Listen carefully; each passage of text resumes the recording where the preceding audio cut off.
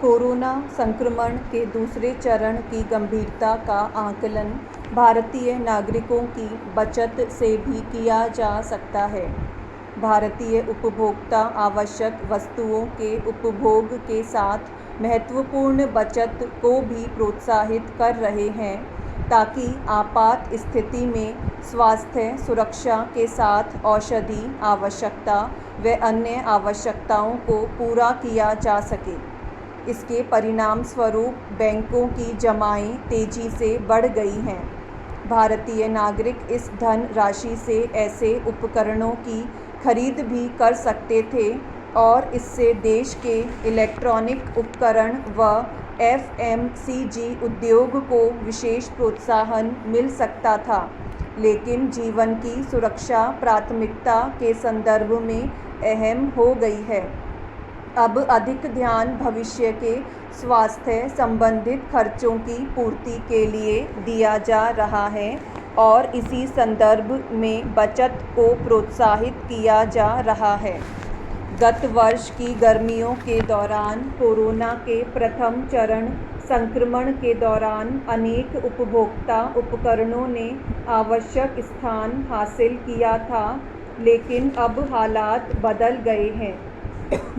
गत एक वर्ष के दौरान सरकार के द्वारा भी बृहत्तर स्तर पर नकद सहयोग बढ़ाया गया है। इसके परिणाम स्वरूप नकद तरलता अर्थव्यवस्था में अब तक के सर्वाधिक 4 लाख करोड़ रुपए के स्तर को छू गई है, अर्थात 16% की वृद्धि दर्ज की गई है। इसके साथ ही बैंक जमाओं में 20 लाख करोड़ रुपए की वृद्धि हो गई है, अर्थात यह वृद्धि मार्च 2020 से अप्रैल 2021 के दौरान दर्ज की गई है। यह धनराशि गत वर्ष की समान अवधि के मुकाबले लगभग दुगनी है। इस एक वर्ष की अवधि में भी ग्रामीण क्षेत्र में ही मांग वृद्धि ने नेतृत्व किया है, क्योंकि कृषि उत्पादन बढ़ने व ग्रामीण क्षेत्र में मनरेगा व अन्य स्रोतों से सरकारी धन पहुंचने के कारण ही उपभोग बढ़ा है। सरकार ने 75,000 करोड़ रुपए तो प्रत्यक्ष भुगतान हस्तांतरण के माध्यम से ही ग्रामीण कृषि अर्थव्यवस्था को एक वर्ष के दौरान सुलभ किए हैं तथा प्रत्येक किसान परिवार के खाते में 6,000 रुपये की नकद राशि जमा की गई है। ऐसे हालात में कोरोना संकट को देखते हुए नकद राशि में भी महत्वपूर्ण वृद्धि दर्ज की गई है तथा नागरिक अब 6 माह तक की नकद राशि अपने हाथ में लेकर चल रहे हैं। कुछ नागरिकों ने तो कहा है कि उन्होंने नकद राशि को 5 गुना तक बढ़ा दिया है। उद्योग भी यही विचार रखते हैं कि वर्ष 2021 से 22 के दौरान हालांकि दूसरे चरण की अवधि में लॉकडाउन की अवधि कम होगी, लेकिन इस अवधि में डिस्क्रिशनरी उत्पादों पर निवेश प्रभावित अवश्य होगा तथा नागरिक भविष्य की सुरक्षा व आवश्यकता को ध्यान में रखकर अधिक राशि बचत के रूप में रखना पसंद करेंगे। लेकिन लॉकडाउन के समाप्त होने व कोरोना संक्रमण पर नियंत्रण स्थापित होने के साथ automobile, refrigerator, cooler, air conditioner जैसे उपकरणों की मांग में तेजी से सुधार देखने को मिल सकता है। फिलहाल इन उपकरणों की मांग ग्रामीण क्षेत्र में अतिरिक्त आय के साथ अवश्य देखने को मिल रही है। शहरी क्षेत्र में तो फिलहाल पूरा ध्यान सुरक्षित धनराशि पर ही केंद्रित है। अप्रैल के तीसरे सप्ताह के दौरान यह स्पष्ट सामने आ गया है कि नागरिक अधिक बचत का प्रयास सुरक्षा के संदर्भ में भी कर रहे हैं। बैंकों के पास बहुत अधिक मात्रा में जमाएं एकत्रित होने से बैंकों ने भविष्य में अधिक मात्रा में ऋण साख को प्राथमिकता देने का मन बना लिया है।